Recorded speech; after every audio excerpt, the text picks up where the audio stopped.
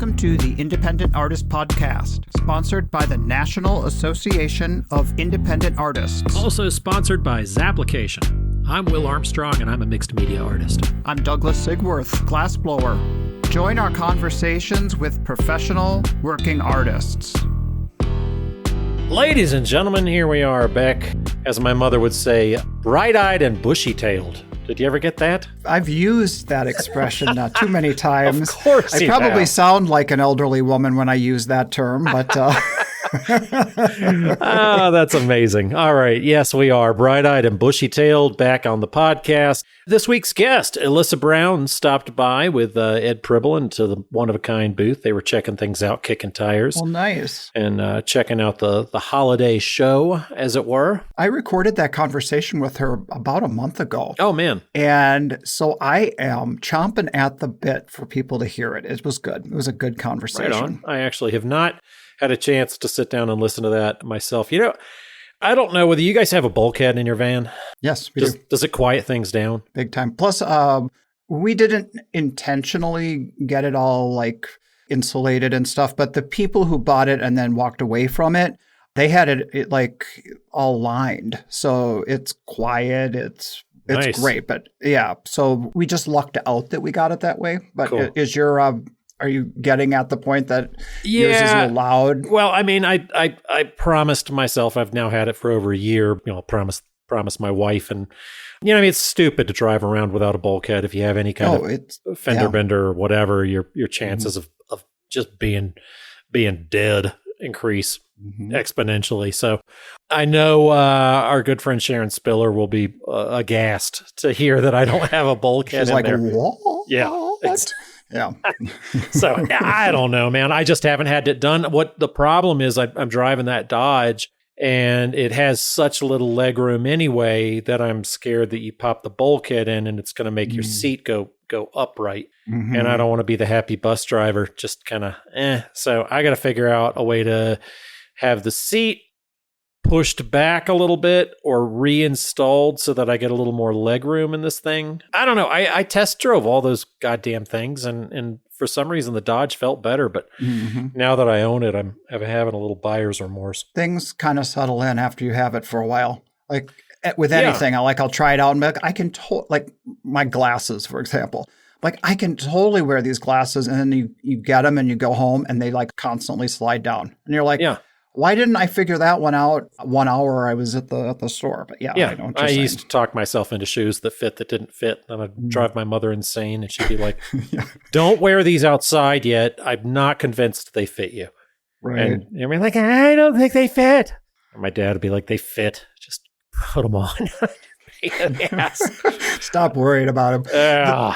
It's funny that you say that story because I just got finished taking our son out to do a little clothes shopping. Nice. How old is he? I know. He's probably thinking the same thing as, Dad, why are you talking about this on the podcast? He's 25. You'll always be your little boy. He is, but he graduated from college back in May.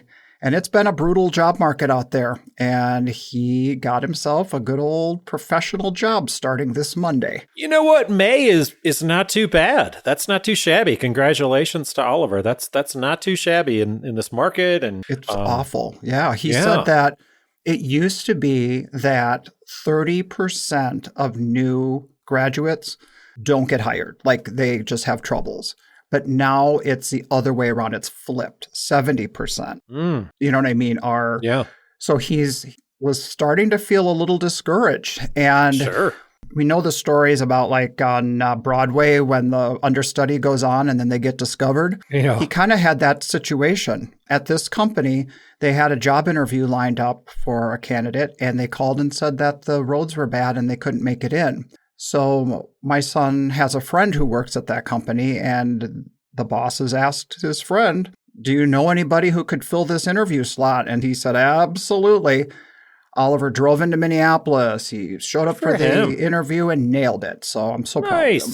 Yeah. Oh, that's fantastic. He didn't have too much time to psych himself out. He had to step right up right then. So that probably is for the better all the way across the board. He didn't have a minute to think, no, I can't do this. He's just like, the opportunities are so scarce. I'm dropping everything and I'm getting into the Good for him. Yeah. Just drove to the interview screaming. Yeah, right. Yeah. I've told you the story about my my interview with the in the past. Did I tell you about that story? I don't know. I don't think so. I had a big boy interview, and I'd graduated from college with a communication arts and design background, and had a little bit of graphic design, had a lot of illustration, and went to an assistant art director's interview. Okay. The night before. This is one of my better stories, and I can't believe I haven't told it. Now I'm going to ruin it for all, person-to-person interactions. Right. That's all right. You'll be at dinner and they'll be like, yeah, I heard it on the podcast. Well, always. Yeah, I'm the most boring. You can listen to the show and think I might be fun to have around. I ain't got nothing new to say, people. Just pass on by. All right, so I had to run to the store and get a couple of ingredients for this thing. And I was running around trying to find bulgur wheat to make vegetarian chili. And I had no idea at that, I was probably 24. Had no idea what a bulgur wheat was or is or what it looks like. Still don't. I was going to say, I don't either. Yeah, I could be surrounded by bulgur wheats right now. But man, I picked up a 6-pack of Corona and finally bailed on the bulgur wheat and just got ground turkey. And I'm running across the parking lot because people that are coming over, I'm already late. So I Superman this cart across the parking lot. I'm just like vertical, just humming across, probably a good 15 miles an hour toward my car. I hit a piece of gravel and the handle of this thing goes slamming down on the asphalt. And I drag on my knuckles with full weight for like a good 5 or 6 feet, I just took all of the skin off of my knuckles and I pop up. I mean, of course, 6-pack of beer pops me in the face. I got a bloody nose. I'm hopping up and I'm screaming like clown screaming, like, and they just grab this shit and throw it in the car and look at the back of my hands. And I've got a job interview the next day and I am down to the bone on my middle fingers. I am, completely just circles of missing flesh with gravel embedded in every single one of my fingers. My thumb, my pointer, my middle finger, my ring finger. The only thing that I learned about myself that day, Douglas, is that apparently I pushed the shopping cart with my pinky fingers out because those are the only fingers that are not shredded. So, man, I sat there and God damn, right out in front of that job interview. And I really wanted this job and I was qualified for it. And it was a great business and I was super excited about it. And I took off the gauze, like these handmade gauze condoms that I'd built over each one of my fingers. And I've got these oozy messes and I just slip a tiny little Band-Aid on each one and went into the job. And of course it was late. I excused myself to go to the bathroom while I was waiting, reapplied the Band-Aids and let them kind of ooze out. And I held my hands underneath it. And I'm kind of a hand talker. Yeah. Yeah, a little bit. At times you punch your microphone in the middle of your conversation. Right. I might have in this one. So I'm sitting there. I nailed the job interview because I told that goddamn story, though. Oh. Yeah. I was like, they were like, so we got to ask, what's up with the Band-Aids? You've been and I was like, here goes. Right. Apparently thought that's a guy we want to work with. Right. He thought a ground turkey and a 6-pack of beer could hold up his fat ass off the parking lot. I would have put a Band-Aid on the pinky finger too, so that it looked like my whole hand. That's the punchline. I know it is. That's the punchline. That's the I don't only want him thing. to know what act. I mean, is it like, do you keep that pinky out when you drink your tea in the afternoon at 4:00 too? Is that, I see that right now, as you're drinking your water. Apparently. Well, I've heard the pinky out story where you refer to the fact that you would never be a van camper because you are a pinky out hotel. Too pinky out. Hell yeah. Mm-hmm. Yeah. So now it all makes sense to me. God, I think I'd rather just not do this if I had to van camp. I know plenty of people that do it and they love it, but it's just not me. I'd rather, No, I wouldn't either. I'm like, I don't know. I want to sell high-end art. I don't want to smell like balls. Well, you could smell like balls even when you sleep in a hotel room, Will. So it's all about very tidy, very clean. Okay. Hygienic. I had a nice conversation. My neighbor at the One of a Kind show was my good pal, Greg Turco. So that was great. He's one of my favorite people, and I just got to hang out with that dude. And his lovely wife Tia was in for the weekend, so that was cool. Just got kind of old home week there and got to hang out. It's definitely the kind of show where you set up shop for a while and you are, friendly with the neighbors. So that's good that you're near somebody who is already a close friend. So it makes for a nice week. Absolutely. Yeah. The whole neighborhood is great, but it's always good to be next to a good pal.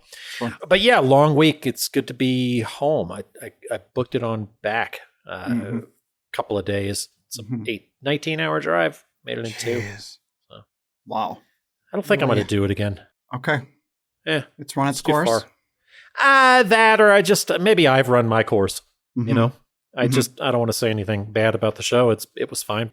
People did well, and I think I'd rather just send the work that I make to Jackson Young at Gallery we talked to a few months back. Yeah. So I don't know, just where I'm at with personal, whatever. It's just too far. One little update since the last conversation we had.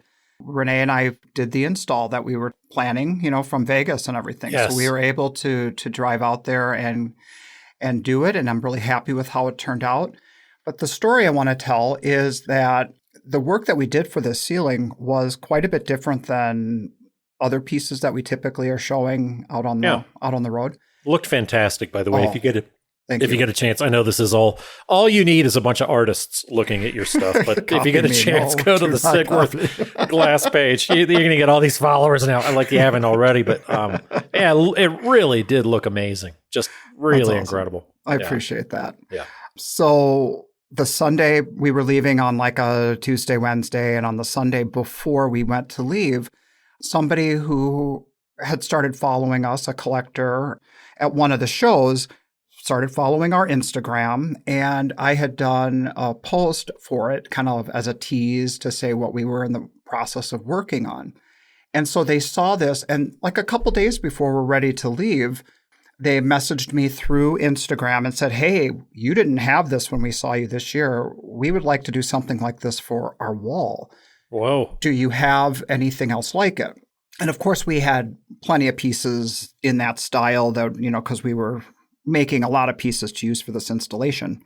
We're like, yes, we totally do. Thinking that this would be something we work on when we get back from our project. Well, when they told us where they lived, it was 50 miles from where we were going to do the ceiling installation. And that install was in Vegas, right? No, it was out on the East Coast. Wow. It's like, wait a minute, we're going to literally be in your neighborhood in a few days. So we turbocharged it. We came up with what we would use for their pieces. We made a few more pieces in the short amount of time that we had to add to it. We went to their house and we glued the pieces on their property. And then we left and did the other install and came back once the glue had set up so that we could actually mount them to their wall. It was just like rock stars. Such a whirlwind that I never saw coming. That's awesome. That's really, really cool the way that works out. That was, it kind of goes back to the whole, I think I was talking about this after Coconut Grove. I had a much better after show than I did even a good regular show. Yeah. It was already good. And then my appointments after the fact on Monday, it made it incredible. But that was my kind of light going off where I'm like, hey, I'm free Monday. How about a site visit? How about, took a term from my old architecture roommates when I was in college, these site visits where you go and you walk around and you tell them exactly what they need. Yeah. And so I don't know, that's one of the, like, I still happen to have a few spots left. Yeah, right. Exactly. Or I have an opportunity, I can set up a thing and come visit your space, and people get totally into it, It kind of reminded me of what my son went through this past week with his job interview. Yeah. I feel like we didn't take a beat to say this isn't going to work because of timing. We just were like all in. From the minute they said they wanted it, we were going to, obviously the first thought was gluing it at home and then traveling with them. But then after talking to the person who manufactures the glue, the temperature wouldn't have been stable enough. So it's like, okay, how do we troubleshoot that? Well, we'll go to their house and we'll glue it there and do the full cure time and everything. So it worked out amazing. And I also want to say about that, which is so weird, is I had in my head that it's difficult to sell high-end work on Instagram. And I'm like, this whole installation happened because of a post that we did on Instagram. And it was kind of like a nice wake up for us. So I'm just really happy with it. So as I'm feeling pretty good about Instagram, we get home and then I start getting a scammer through Instagram. I wasn't sure at first if it was. So I was getting text messages and it was pictures of things we've posted on Instagram as screenshots. Yeah. And they started sending us pictures saying, do you still have this? Can you make this? I'm like, yes, absolutely. And we're going down the line back and forth. And I'm like, here we go. Another sale from Instagram. I'm so excited. And then they did the surefire scam alert. They say, we can only pay through the Cash App or Zelle. Do you take either of those items? And I'm like, wah, wah. What's the scam? Do you know? Yeah, the scam is on money transfers for Zelle or Cash App or whatever. There's no seller protection. So they could do a cashback after you've sent out your art, and then you're screwed. You're out the work and you're out the money. But then they don't get any money. They just get your crappy art. Not your crappy art, but someone's crappy art. I see. I've already paid you a compliment. No, I'm teasing you, man. I got to take you back down a notch. Yes. I don't know. I mean, what are they going to do with your, I mean, it's like, that's the deal though. That is when it's a scam. And you're right. That does make sense to me. It's like they want money. They don't necessarily want to buy our artwork for free. So I don't know. But all I know is that when I said no and offered other options and they weren't willing to do that, then I knew it was a scam. Yep. So be careful out there. Yep, be careful out there. Hey, we've got a great talk this week. You logged this one a month or two ago, like you said, but it's still and always will be topical. Always been interested in this artist's work, so I'm happy to be a fan of the show and sit back and listen myself. Cool. Well, here she is, Elissa Brown. It's just a really great talk about getting in our heads, how we think about things, what inspires artists, and just a real nice talk. And she brings up her period, which made you blush, she told me. Did you cut that? Oh, that was cut. Goddamn pansy. All right, let's go. Here she is, Elissa Brown.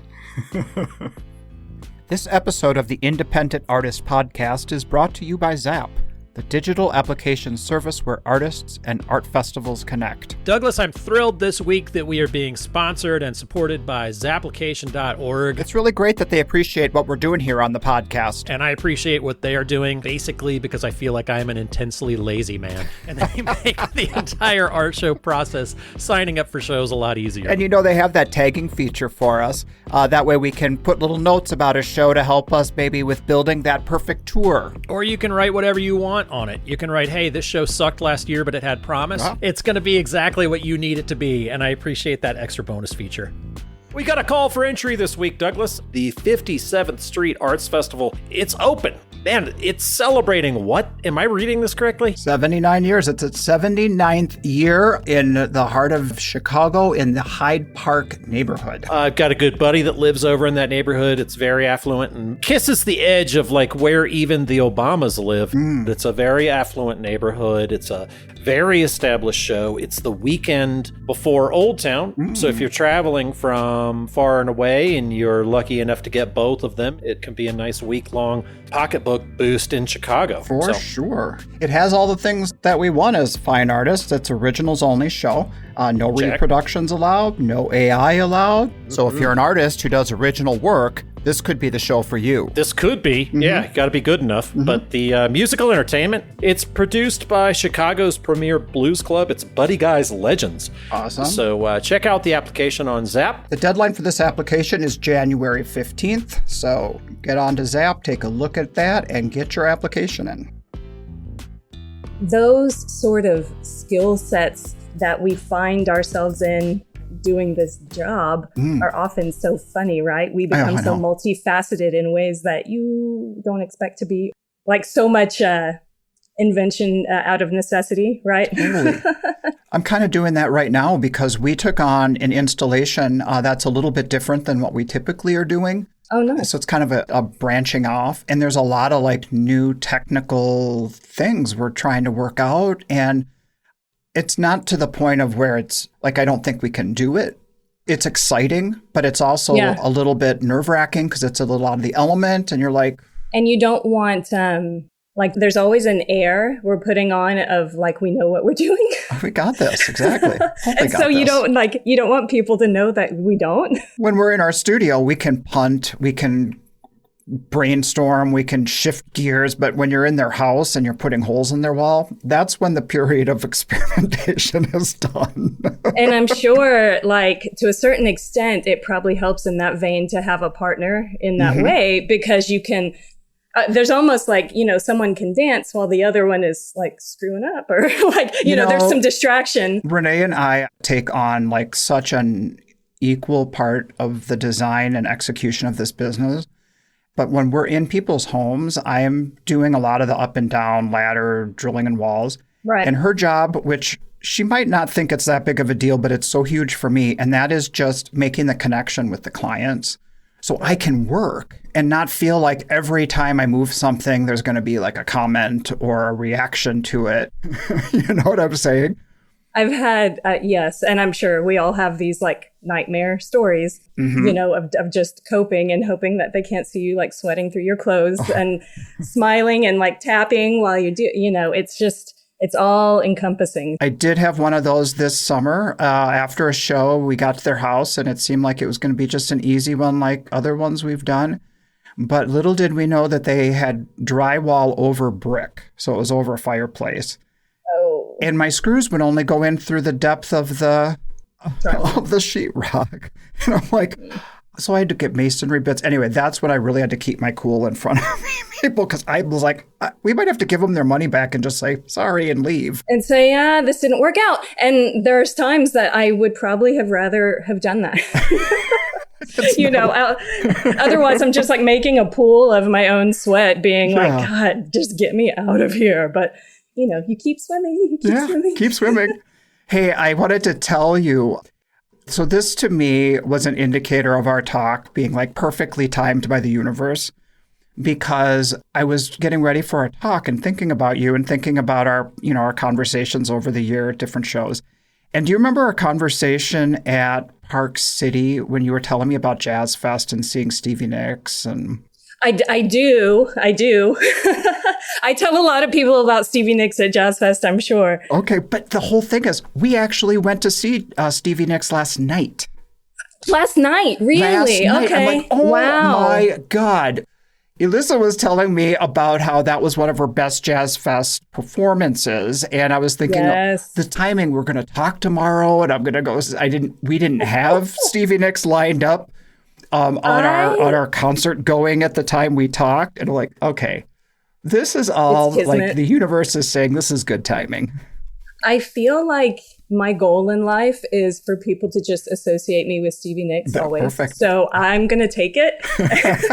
I will also take it as a good omen for this, since again, I'm also like sweating through my shirt. Oh no. You wouldn't always know that I have like a crippling, sometimes social anxiety. So things like this are sometimes a lift for me, cool, but good ways for us to sort of stretch.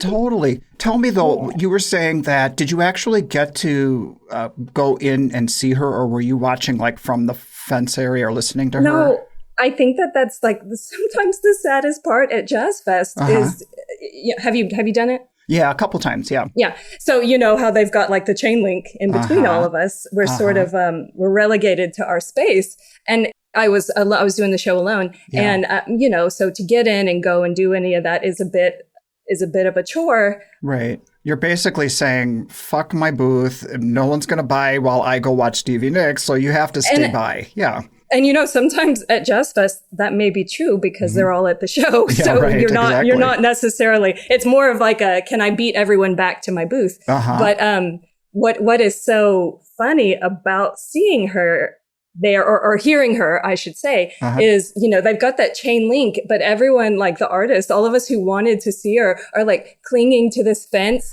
and like doing our little sway. And it's like the most ethereal sort of experience. But at the same time, it's so like communist.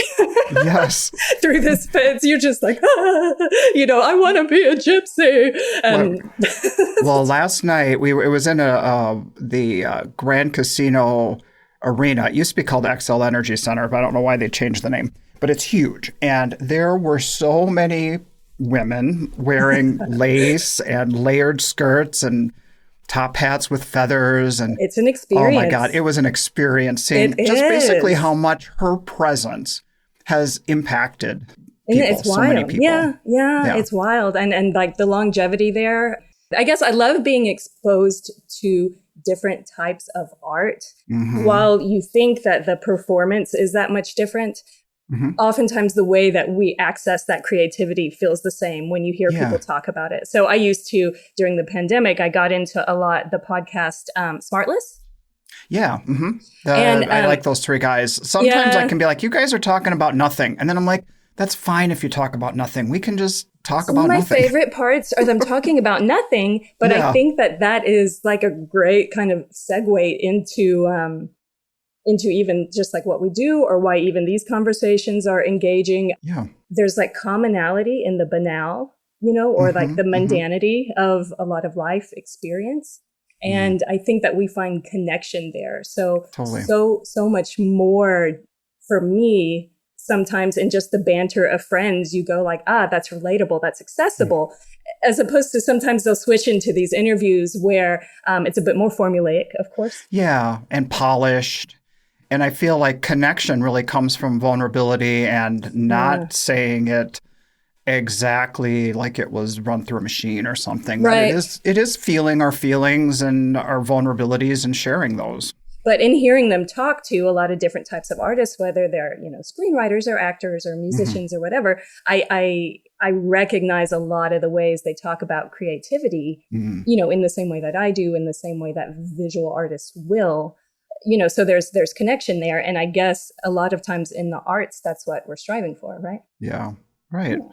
I mean, that's what makes our work special. Not just that it's handmade, but it comes from a soul, it comes from a spirit, it comes from an energy, and it's connecting to somebody else's energy. And I feel like especially with art fairs, I've heard this before in the past, that our art is like an artifact of our connection. And I really appreciate having that ability to get to know people. And, they might walk in, see your work, and it might spark, but then they get that conversation, find out about us, we get to find out about them, and then it goes deeper. And then sometimes it goes home with them. Sometimes we go home with them. Exactly. And conversely, I can be as cynical as the rest of them as far as this business goes. And, there's always ups and downs. But there's then the times that you find that person that was looking for you and your work, and that you're just, yes, they get it.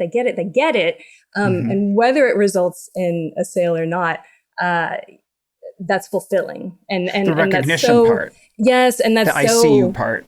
Yes. And that's so, maybe lame, that's so lame to say, maybe, but I feel like I sometimes get that way too, that somebody might think it's because I do operate under that way, that the universe is a big place out there that's kind of lining us up with different ways to meet different people, to have different experiences. Right. And I hate when people take a very cynical look at that and say that that's a Pollyanna way to look at the world. And it's difficult, right?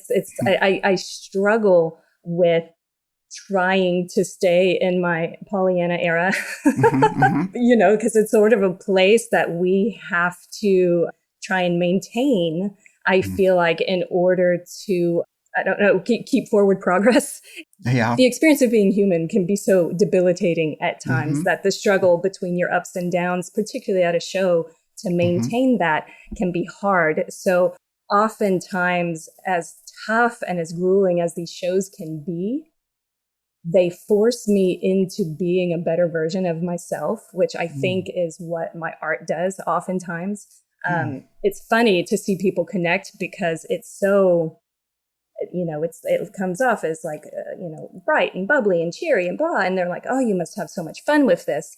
Okay. And, we get that similar reaction with our work too. Yeah. And for me, it's, I don't try to take it to a dark place, but at the same time, what I think people don't always realize, at least for me, is it's a coping mechanism, right? I need to make those things joyous to stay in that place. And so it's cathartic for me as something that I hope then to pass on to other people. So it's funny, the assumptions, I guess, people make about you by the work that you make, and then the ways that we have to respond accordingly, right? Right. Which is always like, I don't always live in this optimistic, happy place. My work is that. This is the role it does for me. But people are like, you must just always be happy. But we're human. We have all different sides of us, right? Yeah. And it's, and again, so many of I'd be interested to maybe know some of your thoughts on this. There's definitely a thread of mental illness that runs through my family. That is something that is a constant issue. And I wonder, I've had conversations with other people about how common that is among creatives generally. We hear, of course, all of the stories about famous artists and their struggles. And I'm always curious, that type of thread that runs through creative people. And then if it just becomes this like sort of preternatural need to express and make and create things. I don't know. That's really an interesting thing you just said about the mental illness in running through families and stuff. And I just saw something come across my feed every so often, how we get just weird, appropriate things at different times. And I go, oh, wow, this is interesting to hear this.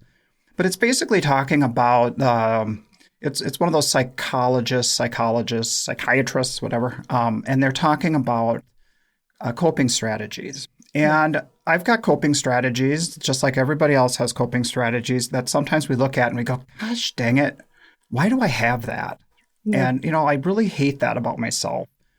I did grow up with parents who didn't know how to manage their own emotions. So that got put on to me. I happily took on the role of keeping everybody around me feeling good and happy and not feeling stressed. And whatever, so that what that manifests into pleaser, manifests in a lot of different ways that then makes you go, why do I do that? Because it's a torturous kind of way to be. Right. But then this person on the feed, on their little video, was saying, you need to let go of the stigma and the shame of that and realize you came up with a brilliant coping strategy to get you through a period where people who are supposed to be taking care of you just couldn't. Right. And it's interesting too how that connects to our performance as everyday people. I was thinking you were going to go with the whole theater aspect, because I know that you said you were in theater. I did theater, but anyway, the face we put on for people in general. And on I a daily wonder, basis. When I was thinking about even this interview with you, and my background in the theater, as you get older, of course, and sort of are still trying to figure out why you are the way you are. You realize, I started thinking like, God, maybe that's why I was drawn to theater, is because, again, this sort of escapist mentality that art in all forms offers you. And then, of course, the sort of performance aspect where you can take on, of course, the emotion, the role, the life, the story of these other characters. And I wonder sometimes about that practice, in making my own art, or even in selling my own art, right? The performance of just functioning as a normal person. Sometimes you just go like, am I the artist or am I the art? And I love that. Being a constant work in progress that way, it feels like an interesting question. What was your background in theater? I know was it in college that you studied? I started college doing theater. Frankly, I wasn't going to be good enough at that level. And honestly, I'm not. Was it performance? I did. Okay. And what's cool about the theater is you really get, that was probably more than anything. I played sports and did a lot of stuff in my life. I think the theater was probably where I got more of a taste of like a team mentality than anything else. Yeah, I agree. So you do, maybe that's, yeah. And so I was very much a performer in that way, musical theater.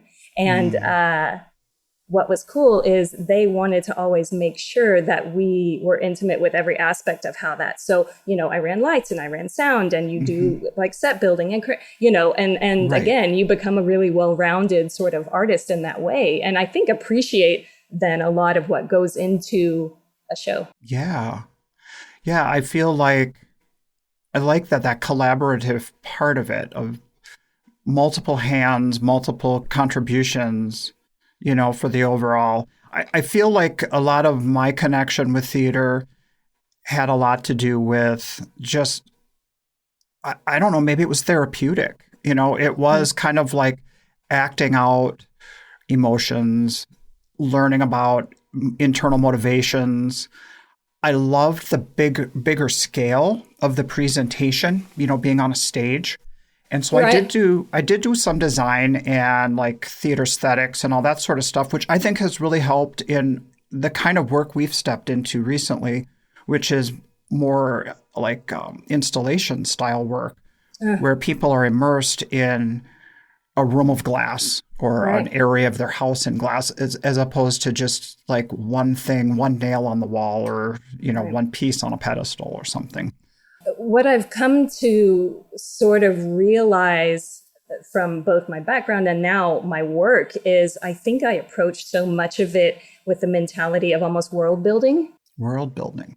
And Okay, so yeah. like when you think about that from a theatrical standpoint, as far as like set design and character, like you're immersing people in this world that for that to escape to for a bit. And I think when it comes to my art, I've recognized I do something similar Yeah. in that, whether it is like a scenic piece or a portrait, something more environmental or something more, used the word artifactual earlier, all of these for me are pieces that could be in the same world.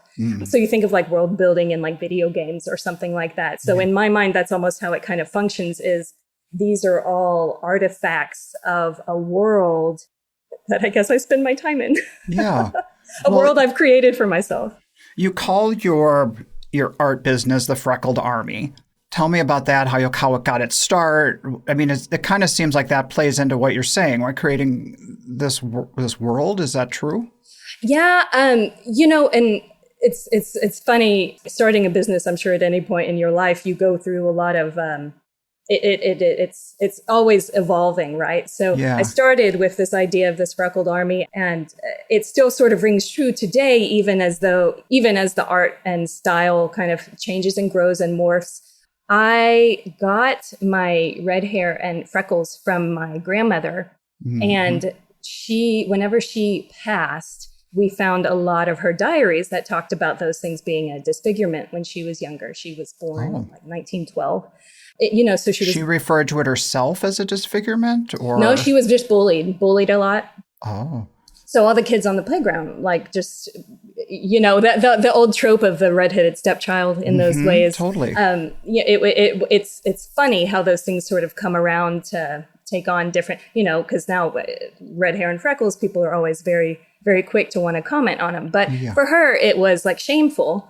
And to read about that, it's just heartbreaking, especially, when someone has passed and you're finding their personal things. And I don't know that she ever shared that or dealt with that as a human, person. And doesn't it make you wish you could have like gone back and just had known that before she passed? So you could have been like, Grandma, I mean, I love that about you. So many of the things and so many of the things I would tell her that have stuck with me. The Freckled Army, I named then my pieces that sort of almost as a defense mechanism for her. In a way, the pieces themselves, it allows for like the flawed nature of open woodwork in that way, but also can speak to like metaphorically a lot of the flaws in our own natures, and is a nice conversation starter for people that way. It helps me to lend so much credence to her as a storyteller, because especially at her age, oftentimes that's all they had, and all anyone really ever wants is for someone to hear their stories. She would always tell this really vivid story about walking to school, and she had 3 brothers who would go ahead of her hiding while she was and they would tell her about the wolves and sort of just create these fantastic narratives of her journey to school, which just, which terrified her. Of course, it was like, this journey back and forth from her schoolhouse was like the most treacherous, according to, her brothers, who were just trying to scare her. But as she sort of painted this world, full of the monsters and dragons and whoever was waiting for her behind these trees, it became so real for her. Yeah. And I love. So it wasn't like she was like looking out for her brothers who were going to startle her. They created a reality that she had something to be. It felt that way. It felt that way in how she told those stories. So I just remember being young and really immersed in that type of stuff and being like, and did they come? And were they there? And did it, you don't really think like that wasn't true or a real story, but it's sort of the absurd or fantastic nature of, what could be in your mind that is so rich for me, I guess. Mm-hmm. So to be able to honor her with the name while also help me kind of remember where a lot of that storytelling for me is rooted is a cool thing. Cool. Is she somebody you spent a lot of time with?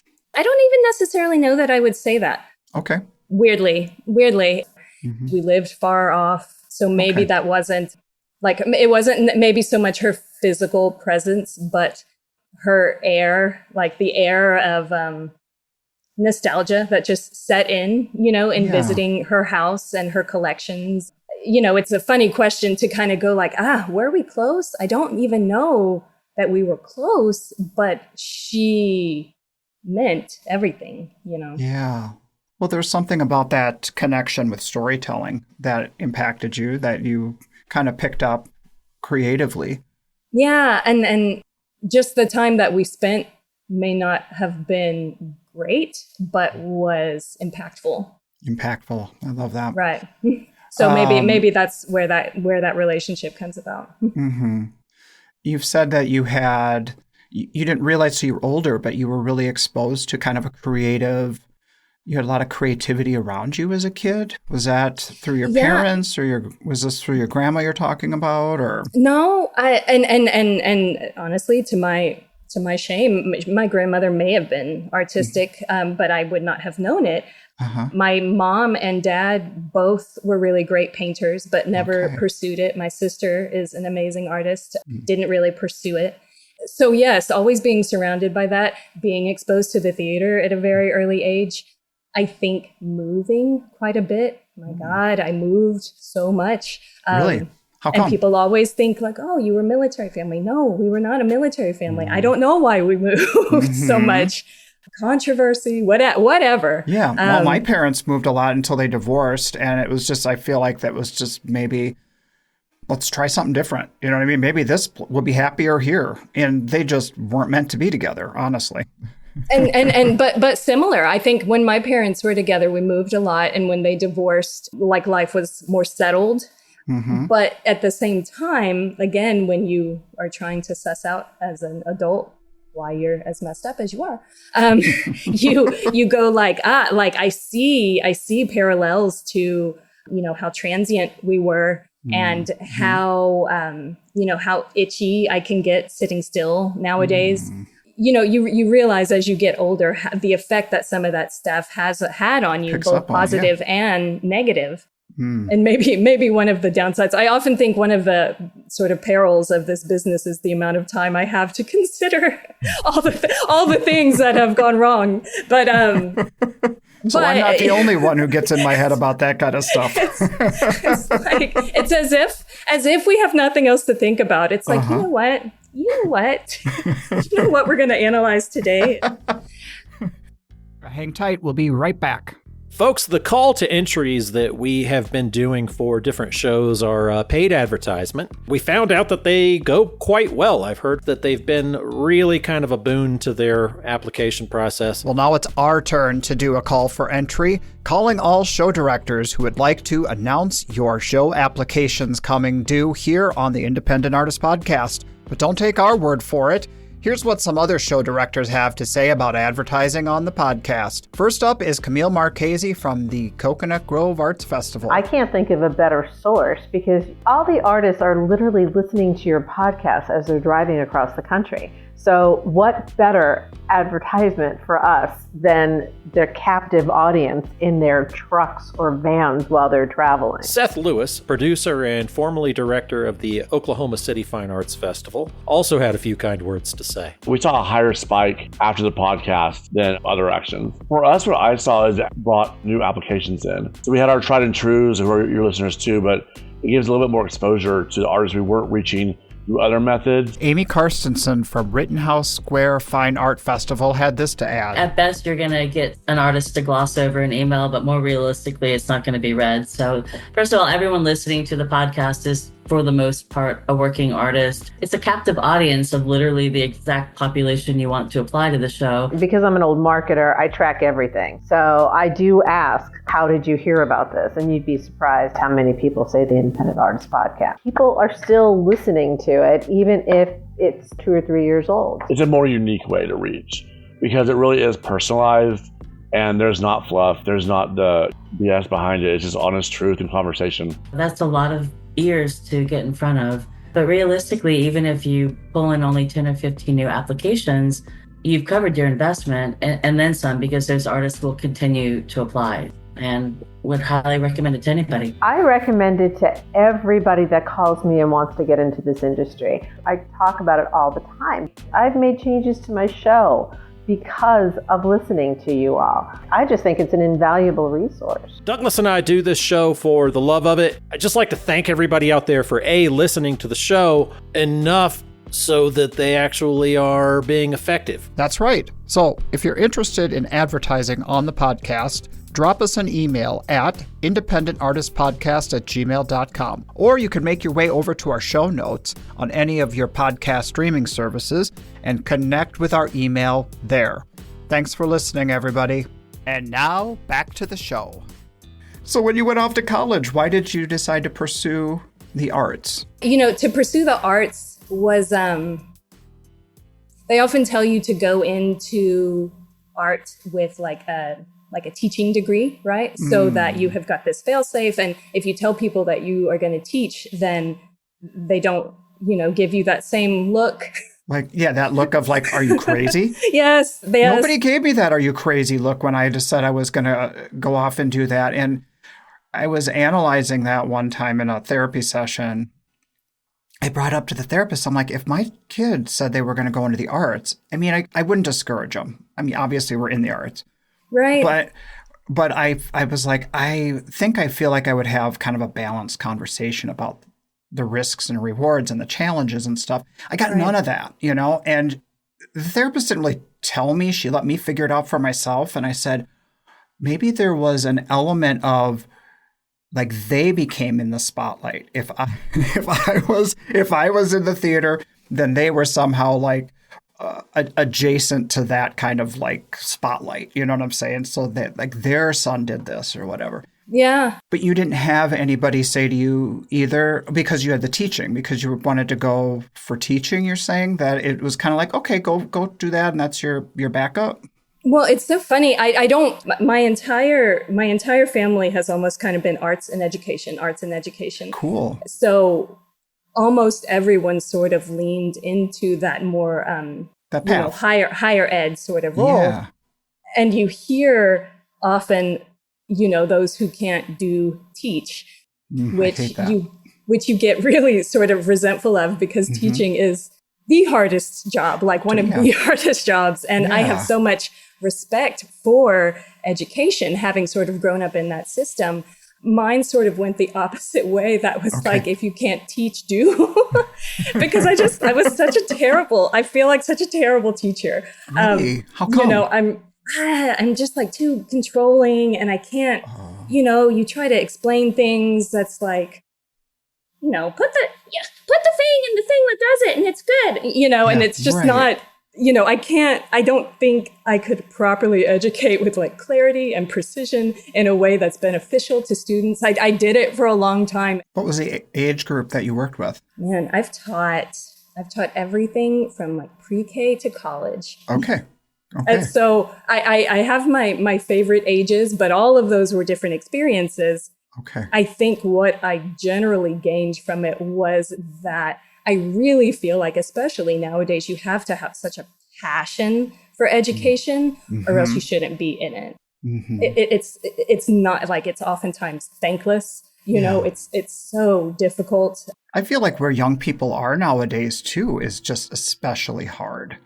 It almost feels so difficult with their anxiety levels and their inability to connect in a way face to face that we did when we were kids. Right. I mean, a lot of us were awkward kids, but at least we didn't have this little screen to stare at that only took us deeper into isolation, Yeah, and that's even though something like I struggle with as an adult, like I'm an awkward adult, and you find yourself in these situations then with children of any age, not even realize these like 20-year-olds you're teaching are children, like children. same, but like you kind of go like, I didn't always know who's teaching who or who's learning from who. Like I was never just going to be that person. It was always maybe chummier than anything else because I felt like I had as much to learn as I did to teach, and I still feel that way. So did you feel imposter syndrome in those situations? Every day. I feel imposter syndrome every day. And I think that it is, no matter what you're taking on, be it in the arts or teaching or grocery buying, it's like a fake it till you make it thing for me all the time. It's interesting talking about like either like raising kids or being role models in any sort of way. Being like an older millennial woman, I was talking to some women about this the other day. We sort of grew up in this time. We all see on the internet a lot of these really like motivational, like, you can do it and you're the best and you're a queen and like all of these. It's almost like this independence as again, like a defense. It's like radical self-acceptance, they say. A radical independence is definitely a good way to put it. And you were talking about encouraging your kids one way or the other. But like, again, I just kind of grew up with them going, you can do what you want, be what you want, but you've got it. You're going to kill it, And so it was really, it's like a weird, like a manifested confidence that you sort of have to muster each day, so these affirmations and this women's power and all of that stuff, I don't know if it's particular to my age group, but I feel it more. It creates this aura of being able to do it. It doesn't matter what it is. I can do it. I'm going to do it. I can do it. And so that helps with the fake it till you make it mentality, right? You build up this facade sometimes of impenetrability. Yeah. What I have found is in doing that and being raised that way and being inundated with a lot of that also adversely affected me in a way that can be difficult to be vulnerable then sometimes. Yeah. Okay. You have a hard time asking for help, which we know in this business is imperative. Yeah. So it's interesting when you think about, again, so raising kids or raising yourself or understanding the place that everyone operates or comes from. It's sort of just a funny balance of those dichotomies of this extreme independence, but also understanding and being able to recognize a softer vulnerability that helps you access more people. And I think that that's what my art does for me in a lot of ways. Yeah. I can be like a very hard, tough person externally. Okay. And I think that inevitably when you're making things and putting your art out there, it forces you into a vulnerable spot that you can't really escape from. So at the same time that you put forth this air of confidence and I can do anything, the art itself helps keep you grounded in a way that you're exposed and sort of forced to talk about things that you might not otherwise. Okay. So it's been an interesting way to sort of recognize that balance for me, you know. Well, it sounds like you're doing work that's fulfilling and deeply personal. So you are stepping up to the plate and allowing yourself to be vulnerable.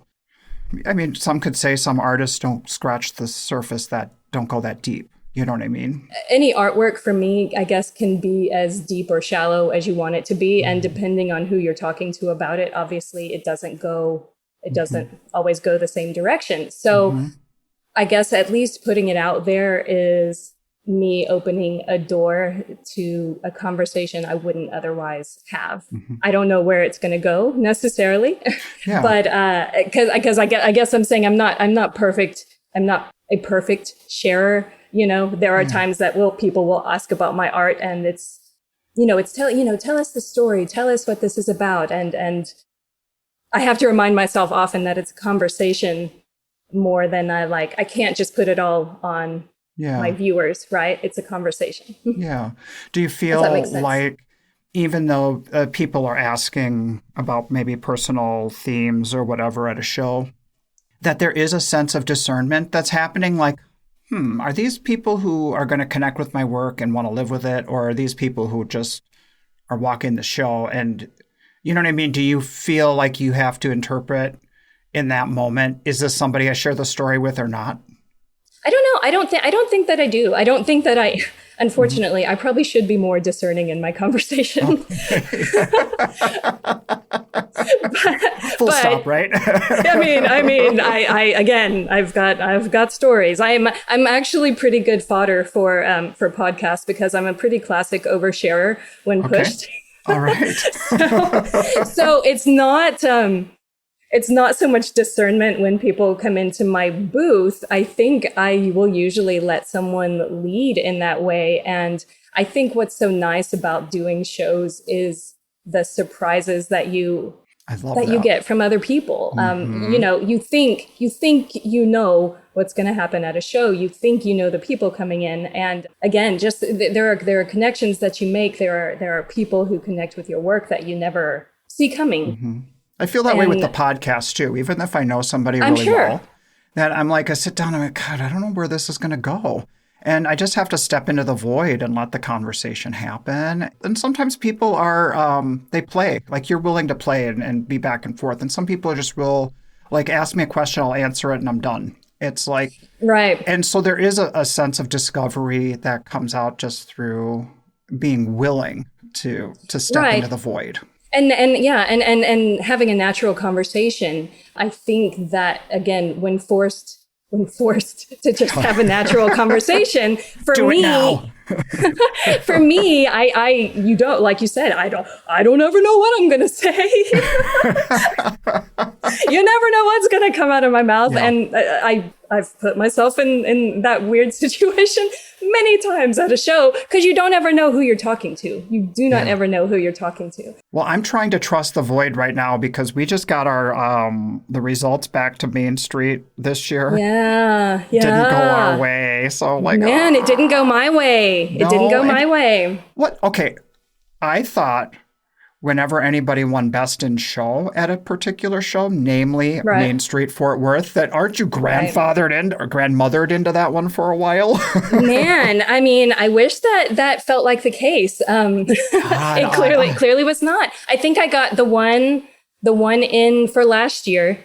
Okay. So I won a couple of years ago. Yeah, and this year it didn't happen. And you know, what do you do?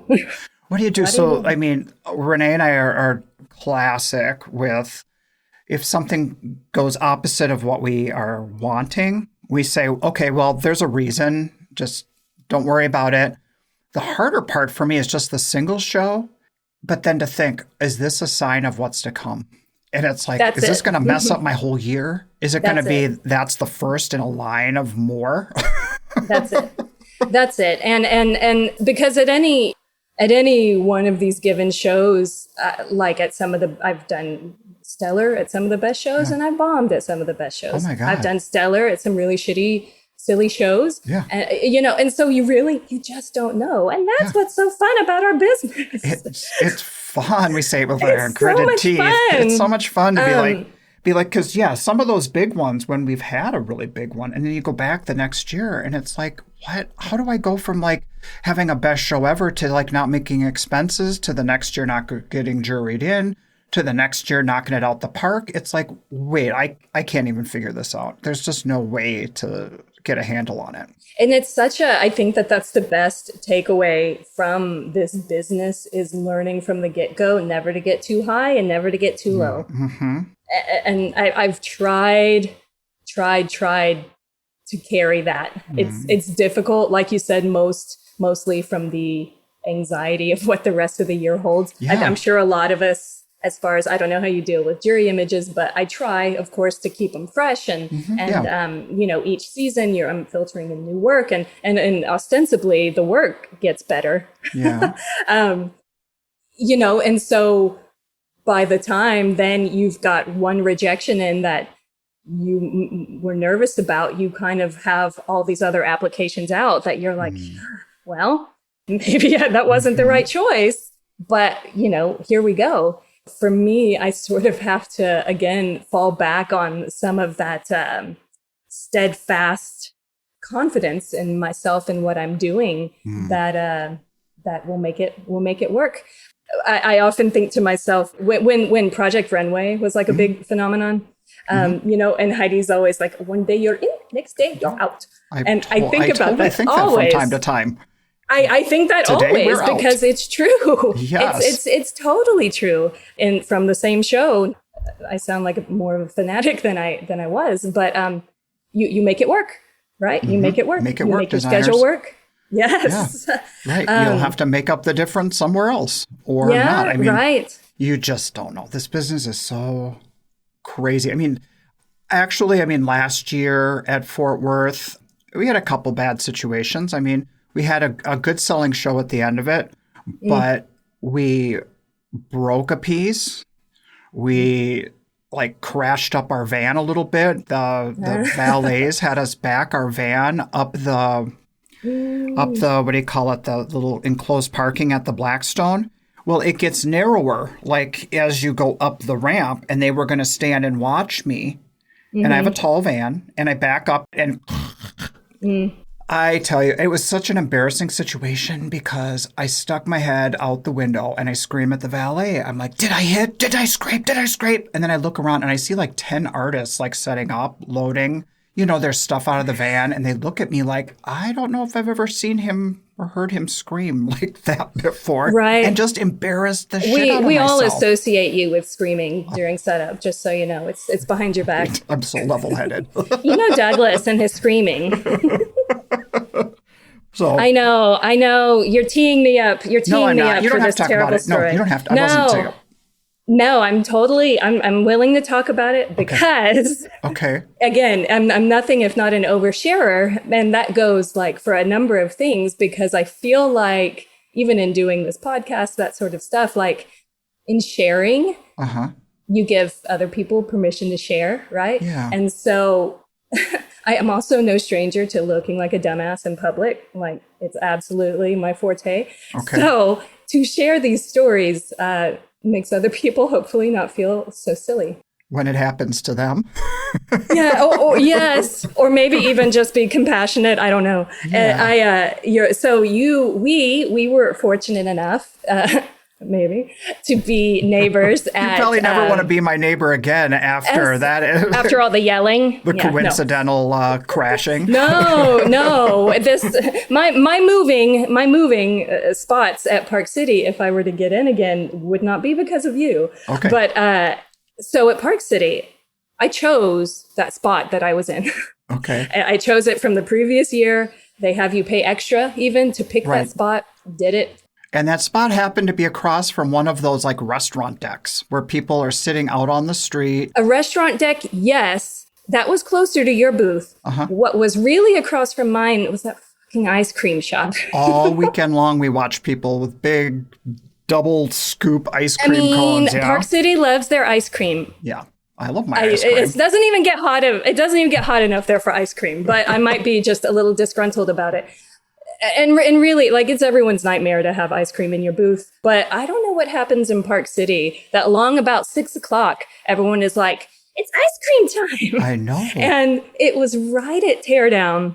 So the only place to stack any of my stuff was in front of this ice cream shop. So I sort of have to strategically wait till people move and then be like, there's a space. I'm going to lean some panels. I'm going to lean some art, blah, blah, blah, blah. None of these ice cream eaters, they could care less. They could care less that I needed the space or that it was important to me. Or that your work costs thousands of dollars, not the value behind it. It's just like, it's stuff on the street and I'm eating my ice cream. Yeah, everyone has this story. But I definitely got a little fired up about it. And it was just a constant sort of like, can you move? Can you get off? Can you not? And like, I get it. Like, I'm also infringing on their space. Where were they going to sit? Yeah. Where were they going to sit to eat this ice cream? Surely it could not have been 4 foot down the sidewalk. But I have gone to get my car because I'm done. I'm ready to just load all of this in. And I don't know how. Between when I left to get my van even and came back for it, there must have been 200 more people in my mind on the street getting fucking ice cream. And I am like, it's dark. And this is when your patio comes into play because I am just watching. And I told you this when I saw you last. I'm watching people literally drip ice cream on my like pro panels because they're sitting up, like leaning against my work and like leaning over my stuff to drip ice cream so they don't get it on their clothes. On and their I'm just clothes, like, but on your stuff. So, I've got my windows down. I'm taking instruction, move your car, do this, get close, blah, blah, blah. All I can see is this ice cream dripping on my pro panels. And so it takes 2 seconds for me to be super cool and cut my van in. And I hear on the back end that it's just going, and I was like, yeah. And then because my windows are down, you can hear all of like now the tropic comments of this female driver who's now just hit this thing and she can't. That wasn't me, by the way. You were screaming it, Doug. You were screaming it. Women drivers. but at the same time, I even told you it felt like too, like, again, I wasn't gunning it through this parking situation. So it was like I'm going to say a mild scrape. I even took issue. You asked if I wanted to talk about my van crash. I'm going to say mild scrape. It was a mild scraping sensation. But for the reaction, you would have thought that I hit somebody because there's like screaming and it seemed people over the top. I mean, it felt over the top, but maybe I was just so embarrassed. I'm trying to downplay it. There were people on the patio, but they were not where I scraped it. It was just, and then you kind of get into the ins and outs of like, how is this patio just set up on cinder blocks? How is this still a thing? Why is this okay? Yeah. Because cars are actually driving up and down that street when the art fair isn't going on. How do they not ever have an issue where somebody cuts it Park close City, or whatever? Come on. Yes. Anyway, it was high drama. How long did it take for you just to let that one just like dissipate? How long did it take you? What you didn't know, and I'll tell the audience, Doug and Renee were both so sweet. They were the first people at my vehicle when I had scraped it. Y'all were so nice to be like, it'll be okay. It'll be okay. And in my mind, I'm going like, what's about to happen? What's okay? Am I going to jail here? Yes. I'm just like, this is, and inevitably I'm like, well, I definitely didn't have like a patio hitting show. Gotcha, right. My show wasn't like enough to cover whatever this damage is. And ultimately, and you get some of the profits and you get some of the profits. It wasn't even a long thing. The people at the restaurant were super nice. And ultimately, what we needed to do was hitch up. All we did was got a van, A jack? Jack, yeah. Jacked that thing up, kicked that cinder block underneath the patio, and it was like nothing ever had happened there. Again, artists who are resourceful, we solve problems.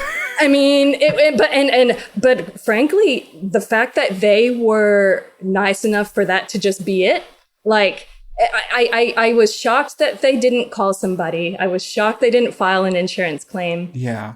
It always feels 10 times worse when we're experiencing it. And that was the main thing. I mean, I did the same thing at the Grove a couple decades ago. But I turned too quickly into another artist's van, and I scraped up the front of their van. And, they were nice to me. They weren't happy. I wasn't happy. But they took my insurance number, it got worked out. And that was the beginning of the show. So I had a pretty, terrible show because the whole time I'm thinking about it. I can't let it go. I couldn't shut my brain off. It sticks with you. We had a very kind friend bring us dinner, had dinner waiting for us after teardown that night. And all I could do was monopolize the conversation with this embarrassing mishap.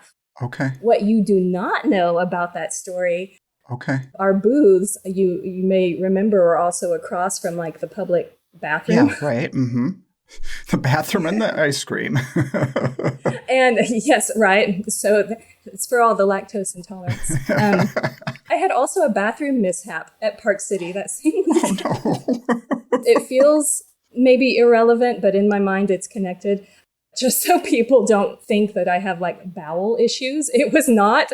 Yeah. It was not bathroom trouble in that way. But I was bleeding and I needed to go stem the bleeding in this bathroom. Oh my God. And so I go and there's no one in there and it's great. I can just clean this up and it's fine and blah, blah, blah. So I've got this mess. I'm trying to clean up. I'm doing what I can. And I go to flush and this toilet does not flush. Oh. And I'm this looks so bad in here, like a pig died in here or something. God. And so did you rush out of there as fast as you could? It gets better because I haven't used the bathroom, but I'm God, but I do need to pee. I'm in here, so I need to. Might as well. I'm I need to get out of this stall. So I'm really quick, no one's in here. Boop, boop, boop. I'm going to slip into this other stall. And as soon as I do, there's probably 9 or 10 women that come in the bathroom. Park City's public bathroom. Uh-huh. And so now I'm in this other stall and my bleed has started again. I've started bleeding again. We go through the whole same thing and it looks like it's a mess and there's blood and blah, blah, blah. I at least get to pee. That works out, whatever. I can hear women going into the stall next to me going oh my God, Who did that? And in my mind, I'm I'm going to walk out and be oh my God, bathrooms, am I right? Disgusting. This second stall that I'm in will now not flush. I am now in this second one with the exact same looking mess. There's nothing I can do, but now there is just a growing line of women waiting outside. And now that they're going to see this, they're going to know that I also did that. And I'm in my mind going I've still got to wash my hands with these women. So I step out and I just kind of have to tell them, look, here's what happened. This is Don't judge me. This terrible mess in this bathroom. Don't yes, judge me. I know that there is nowhere else in Park City that will let you use the bathroom, but we're all women, right? It's okay. And they just are they're not having any of it. They are pissed. They're down to one stall now because of me. In my mind, I feel I've done them all a favor because it could have been any of them. Because it wasn't going to flush for them either. I mean, seriously. So I had to sort of be this is the situation. I'm so sorry. Let me wash my hands in shame and go back to the show. But then now, because I'm sitting right outside the bathroom, each one of them as they come up is we all make this shameful eye contact. And, in my mind, I'm y'all come by lots of art now that I've destroyed this bathroom. And they are just not, everyone just tries to avoid eye contact. And I say that entire story because that was the same weekend that I hit that patio. And in my mind, I was I would clog up every toilet in Park City if I could have just not hit that stupid patio. Yes, right. That makes a bad situation even worse. even I mean, worse. like you're sort of recovering from one thing when the next one hits, Yes. and you're just like, well, I'm over the bathroom thing. Onto the damage of public property. The upside like Park to that. City, Park City, they do not see me coming. Oh, so gosh. maybe we need to hold this off until Park City Juries. till Park City juries. If they're even gonna listening. be like, that one's not in here for a different reason. Okay. Park City can't survive her. Oh, gosh. Again, my overshare is usually on point for a good story. So Park City was quite a weekend. As beautiful as a place as it was. I've got some memories from it for sure. Wow, totally. So I saw a picture of your booth, and I'm not sure if this is current work, but I saw a picture online of you in your booth, and it had a number of your smaller pieces. It had like women or figures, and then you'd have a title, almost like archetypes. And it might be healer, or I'm just coming up with that. Okay. And I call that archetype, and I'm not sure, if that is something you are interested in, or if that's where those pieces came from. Was it by identifying archetypes, or what is it? I am interested in archetypal work. That body you're talking about specifically was like a tarot card type of body. Oh, that makes sense. Yeah. Yeah, and I thought that those were interesting.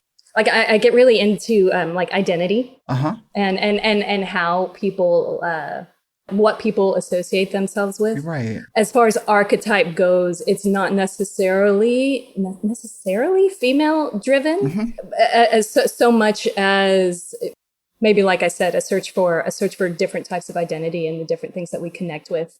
What sorts of identity titles and those examples do you associate with yourself? I think probably an easy one that so many of us identify with is being a storyteller, and very specifically a narrator, and even to take it further for myself, an unreliable type of narrator. And I thought it was interesting. Well, so as an unreliable narrator, you can't necessarily be trusted. Either your narrator is a liar and they're intentionally trying to deceive you by their storytelling. They're madmen. They sort of live in a fantasy and don't know any better necessarily than to what they're telling you. Yeah. Or there's like an innocent who has like the best of intentions, but is not necessarily fully informed. Okay. Those are general archetypes when it comes to like literature and things like that. And I think about that a lot in my own work.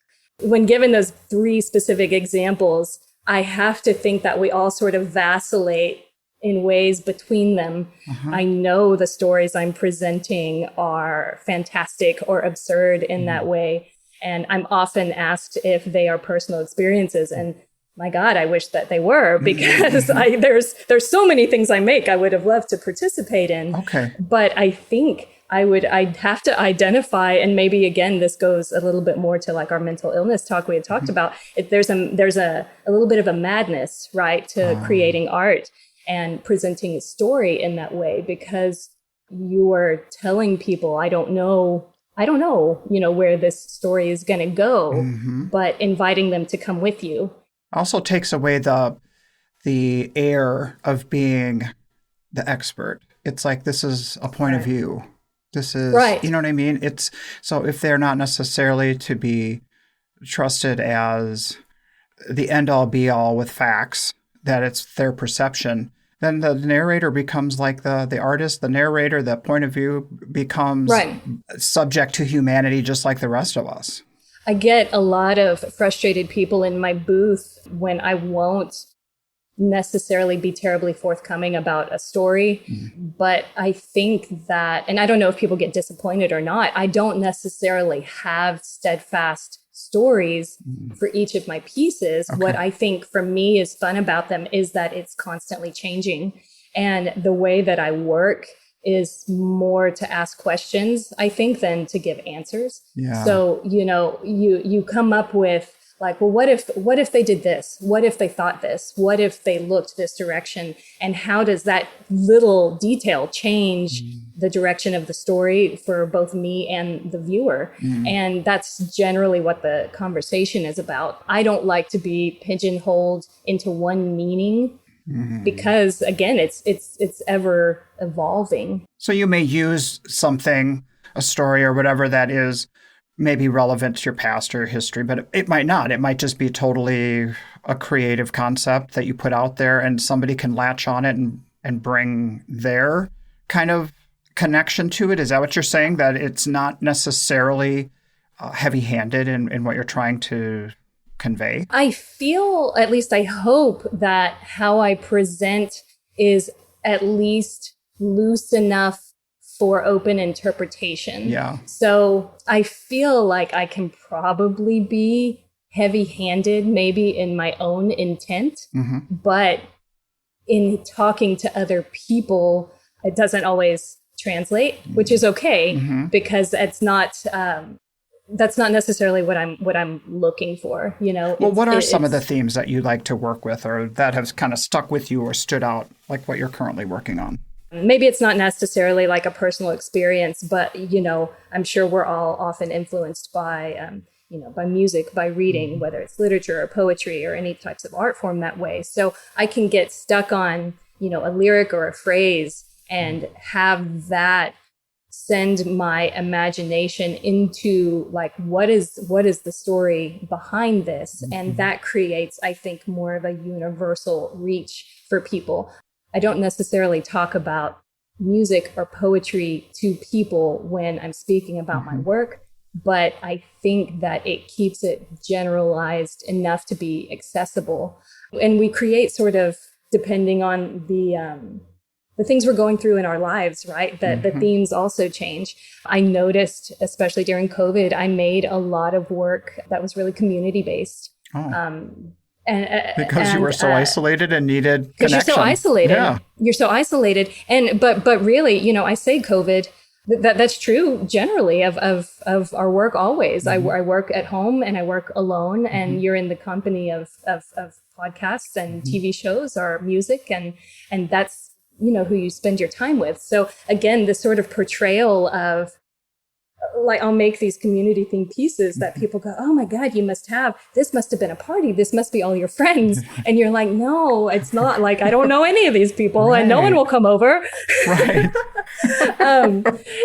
So it vacillates between, community. And then there's a lot of like solitude also in my work, which is, a bit more introspective. And are you off the road now for a while? Is like your season wrapped up and you're in that solitude period? I am. What does a typical day look like for you then, kind of in these off-show times? These days in particular, I tried to be very good this year in carving out November for home projects. Okay. We may have touched a little bit on the delicacy of the work-life balance. Yeah. And we oftentimes feel like the off-season which is not even an off-season for everybody. My off-season, once the winter rolls around, it has to be for life balance. I have a life November and December. Yes, I know. We just did a whole bunch of fall yard cleanup stuff, and I'm like, yeah, I really let this place go. And I started feeling bad about it. But then after, I don't know, a couple of days of just nose to the grindstone, it's kind of amazing how quickly you can get stuff accomplished and start to feel like, okay, it's back to where I needed to be. And now I can focus on creating, and now I can, whatever. Well, and my home stuff has been, I just bought this home in the last couple of years, and so it's like, it's cosmetic, it's upgrade, it's, gutter cleaning, it's like you said, yard work. And you really feel like also as like a PSA, there should be like a seller's disclosure on the amount of yard work you have to do. That needs to be like a warning label as well. So, the last couple of weeks I've been like knocking out walls and moving electrical boxes and doing drywall. That's like serious type stuff. It's silly, but it's also one of those, like, it's out of necessity. I have a generalized anxiety about asking people for help. But then the plus side of that is I learn a lot of new skills. Right. And so I so very you're doing a lot of it yourself? I very imperfectly do a lot of like home reno. Oh my God, that's awesome. I don't think that that's unusual. You find a lot of us really taking that on. And again, this uncompromising confidence that I can do that. Right. Turns out I'm a super shitty drywaller, but I am too. You'd think I'd be good at it, but no, I'm not. You would think that we would be better at some of these things. But, I also am very good at hiding my mistakes. So, you keep it all in the family. Right. And if this drywall sucks, I've got a cabinet that looks great there.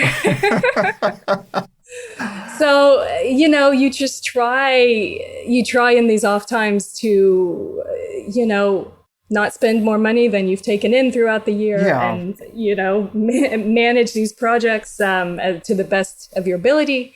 I needed this house to not look like a frat house. So a lot of my off time is for that.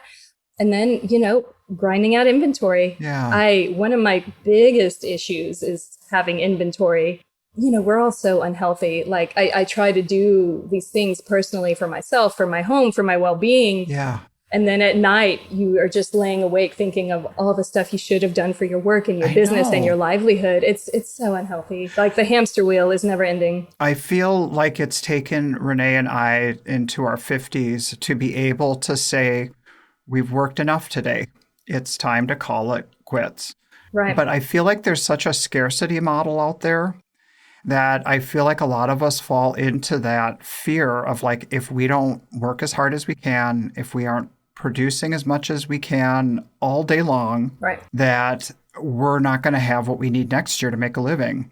And it's really just stepping out of that fear of lacking or something. I wonder sometimes how other people go about it. I don't know if it's ever like a conscious choice to be like, I'm going to make a full-time living at art fairs and art shows and blah, blah, blah, but you kind of, every single year for me, every single year that is a success, you go like, I guess this is my job. It's still working I guess out. That this is what I'm doing. Yes. I guess that I am an artist. And when I very first started a creative business, one of the practices that they were really intent on was being able to sort of claim that you're a working artist. You work as an artist and be able to say that without feeling like an imposter, without feeling the embarrassment, which seems kind of silly, except it's hard, except it's kind of hard. I think a lot of us choose this also because we object to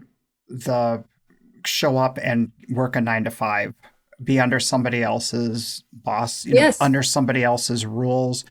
And I feel like when we do step into this, we choose our hard, like working for the man is hard. And working for ourselves is hard, but the hard we choose is the working for ourselves. Yes. And it's not for everybody. I often think that just in choosing to be an artist, there's sort of this sublimated outrage and pushback at like a normal, regular life. And it sometimes leaves me so out of touch, with what people's normal 9-to-5s are going to look like. Yeah. But as much like hardship and uphill battles and self-doubt and everything associated with this, it's still our own little like personal rebellion to be able to wake up every day and have the privilege of creating and expressing, and on our best days, sharing that and connecting with other people. But also not necessarily feeling like we have a stable ground underneath. And I don't know how we've ever become comfortable with that. Are you? Are you comfortable? I'm still working on it, maybe. From time to time. I mean, I guess I think of it more like for my adult children who are, stepping into careers and stuff like that. And it's a completely different reality when I try to be a supportive parent for them. And let's say the issue of budgeting or money or whatever comes up. And it's such a different scenario when you don't know where your next dollar is coming from versus when you have that stable paycheck. And I feel like for for our career, we can operate longer under the assumption that the next windfall is going to come, because occasionally they do come. You know what I mean? You can be like, I really got myself into debt here, but, 2 good shows and like, whoa, I'm back where I want to be. But when you know that you're only making X amount of dollars and you get yourself into a situation, I think to myself, I don't know how my children are going to become adults, with that kind of a reality. And then I'm like, they can figure it out for themselves. I mean, we figured it out. But it's so different. And it's what I rebelled against. I wanted to have that opportunity to work really hard and maybe have that, like people talk about art shows sometimes, like they compare it to like an addiction and getting that hit or getting that high. Like we might do a couple of bad shows, even go back to bad shows because we're hoping for that high. Right. I forget what election that it was, but somebody talked about Obama when he was running once as being like a hope monger instead of a hate monger. And I think that applies to us so many times, like being a hope monger is just this constant optimism that we can and will do better. Again, it becomes a manifestation of success in those ways. I would hope, as somebody like yourself who has children, I feel like I'm treading water and spinning plates, and all I have to be accountable for is myself. Mm-hmm. I admire so much those of you doing this with family and children, and I can hear you talk about, of course, the pros and cons of that, but also ultimately have faith in that they see you and your resilience and your fortitude in taking on something like this business that so very few of us can do and are doing, and really admire that. I have to think that all of that is true at the same time. Yeah, definitely. It's, there's a lot of things you do in life where it's like you have a value that this is what I want my life to look like. Being a parent, for example. And I have other thing is being an artist and wanting to make a living from our art. Right. Another thing. Sometimes those things don't work together very well. And you don't figure that out until you're kind of in the thick of it. And you're like, what am I doing to these kids? Because the instability of income is a stress that we live with that we don't want to transfer that onto our children to feel over the years. I just had this conversation with our daughter like last week, actually, how we really tried to keep ourselves from, like, my family, they talked about being broke all the time. It was like, it was on the table. It was always about never having any money. And I'm like, I don't want my kids to be afraid of what kind of, if they were going to have the things they needed. Right. And so we kept that from them, even though inside it was a very tough struggle. So I find it interesting that we sometimes make decisions and we just make them work. These two things that might have been opposing each other, we just figured out how to weave it together and make it work. So yes. We talked earlier about necessity being the mother of invention, and that's what that makes sense. Yeah, that's what this whole once you choose this path, and we all sort of start to agree that you get so far down it, there's really no turning back. Our resumes get spotty and questionable. And, at some point you don't have a CV anymore to really show. You get to the point where you go like, I got to make this work. This has got to work. There's not really, a plan B or a different option. And the best of us, I think, are good about planning for that. But this is your job. This is your career. One of my very favorite stories, and it's not even mine, so of course I'm ripping it off. But I was listening to, Eugene Levy. Yeah, love him. The actor Eugene Levy. Yeah. He was giving an interview once and talking about, he was sitting with another actor, and it was early in their career where they're doing, they're on some stupid show, and it was like a Viking show, and they're kind of like off to the side in a break, and they've got these like helmets on, and like, nobody knows them. So they're kind of like the little peons on the set, and they were just having a moment. They look at each other and like, what are we doing, man? This isn't what we thought it was going to be. And I forget who he was talking to, but he tells him, look, man, it doesn't say asshole on the check. And I love that so much, because as much as we sit and we struggle through all of this, all the pros and cons and ups and downs of this business, at the end of the day, we're making it work.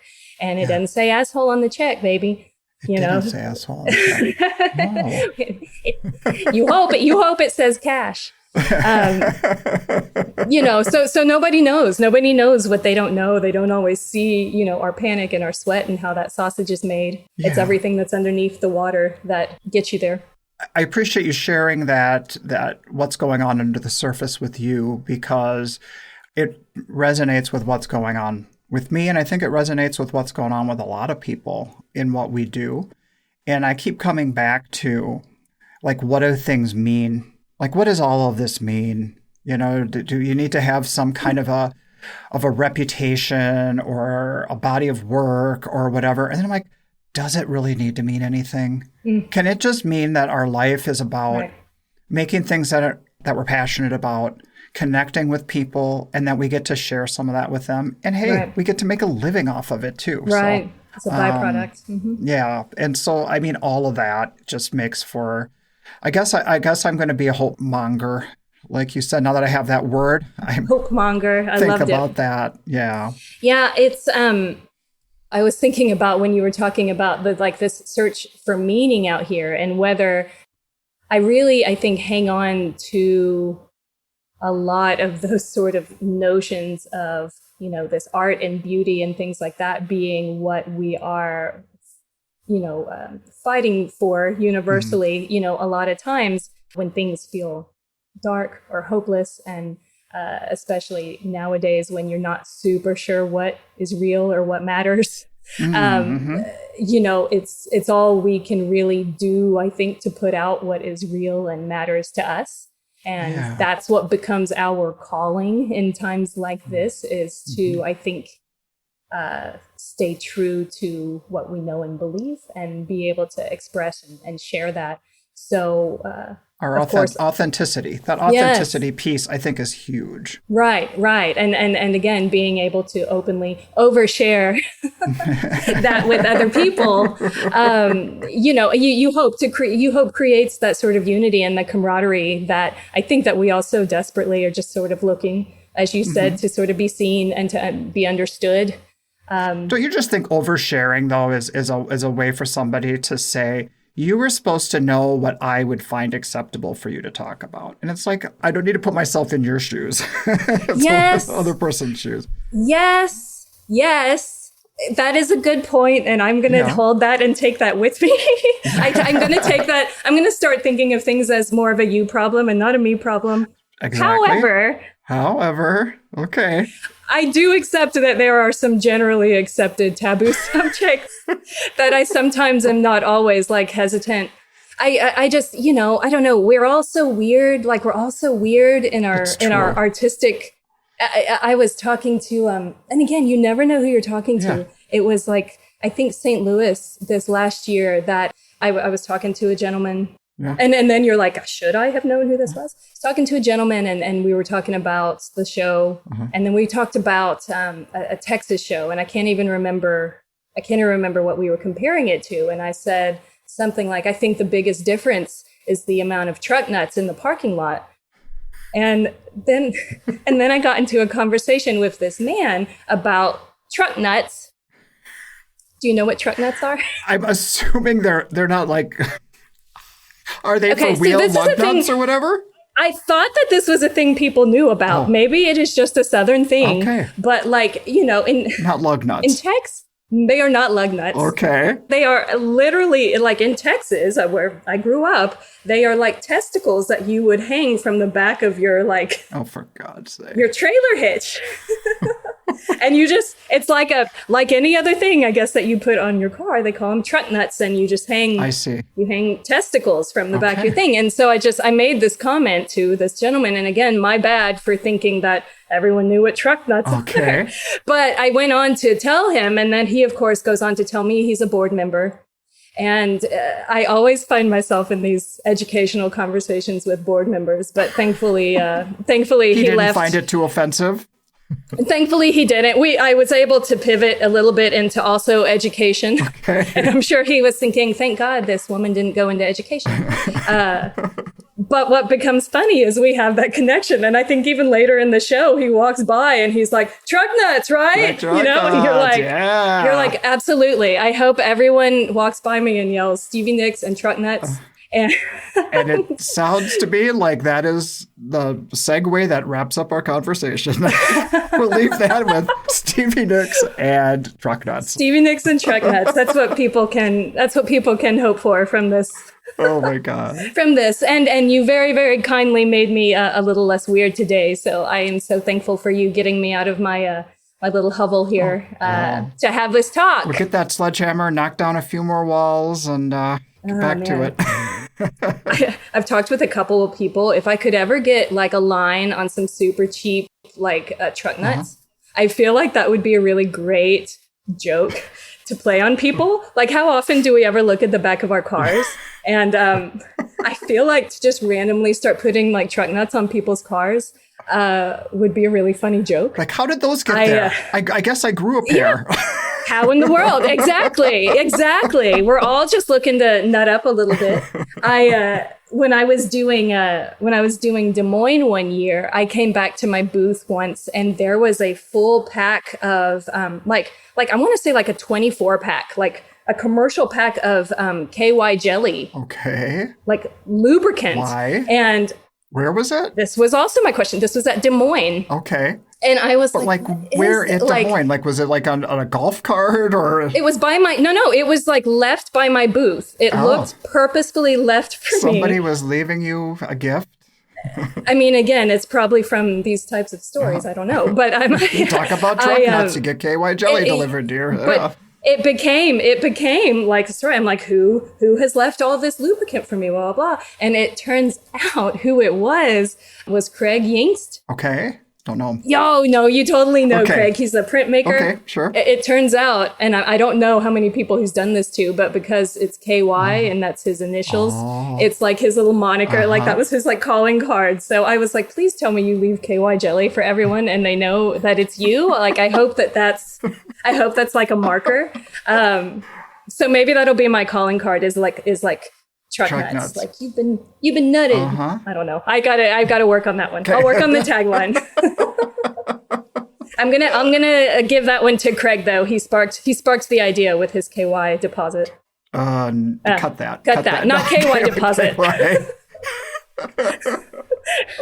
I don't even know how to reference it appropriately, but I thought it was clever nonetheless. Oh my God, I just saw myself in the webcam, and how many shades of red am I right now? You have totally, I'm blushing, so. No, don't blush. I know, truck nuts, and we're going to have to sign off on that one. So this was so much fun. Thank you for talking to me, and I can't wait to see you next year. I'm so glad. Absolutely. Happy to see you, Doug. Please give my love to Renee. I will. And let me know what else I can do for you. All right. Sounds good. Take care. Thank you so much. Bye. Bye. How have you never heard about truck nuts? I don't know. I'm from the Midwest. We don't talk about that sort of thing. Yeah, they don't do that. I guess they don't. But I mean, I'm from the South. I'm like, yeah, truck nuts. What the hell? Of course, truck nuts. When she said that all she is looking for in her life is to be associated with Stevie Nicks and truck nuts, it's like those two items. I don't know. Do they go together? Sure. I know. To me, I'm like, yeah. I mean, of course. Of course. Man, but great talk, and award-winning artist once again. Have another top-notch, top-quality, interesting work. Nobody I've ever seen does anything like it. So very cool to have her on the show, and especially another kind of illustrator, right? Totally, yeah, totally. The storytelling aspect I found really interesting. That telling stories is vital to her and to other people's mental health. Sharing and communicating and vulnerability, all very good topics, especially during this time of the year when a lot of us are off the road and thinking a lot about stuff. Just a lot of stuff going on in the head. So anyway, this will springboard us right into the holiday season, Douglas, and I hope you and yours have an amazing celebration. I know your boy there getting a big job is a cause for celebration and big changes around the Sigworth house. So congrats there. Yeah, I'm feeling proud. Our daughter got a promotion and into her career this year. So 2025 was a good year for Team Sigworth. Wow, that's fantastic. I wish everybody a happy holidays and appreciate you listening. That's crazy. I love about the yin and the yang of us, because 2025 can go fuck itself. I've had about enough. So anyway, I'm glad you had a good year. You're ready for there were good aspects of, I don't know. We'll see how the next one goes. It's, at some point it's just a life, right? It is. Yeah. Happy holidays, everyone. And on that note, happy holidays. Bum, bum, bum. And people do like socks, folks. That's that's my only message. Just it's a lie. They do like them. All right, good night, everybody. All right, bye. This podcast is brought to you by the National Association of Independent Artists. The website is naiaartists.org. Also sponsored by Zapplication. That's zapplication.org. And while you're at it, find us on social media and engage in these conversations. Be sure to subscribe to this podcast to be notified when we release new episodes. Oh, and if you like the show, we'd love it if you would give us your 5-star rating and offer up your most creative review on your podcast streaming service. See you next time.